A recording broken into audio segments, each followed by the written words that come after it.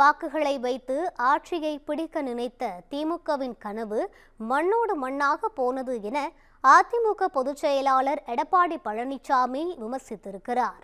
அவர் வெளியிட்டுள்ள எக்ஸ் தள பதிவில், முதலமைச்சரும் திமுகவினரும் பல்வேறு கட்டுக்கதைகளை அவிழ்த்துவிட்டு தங்கள் வாக்கு பறிபோனது போல சித்தரிக்க பார்ப்பார்கள் என்று கூறியிருக்கிறார்.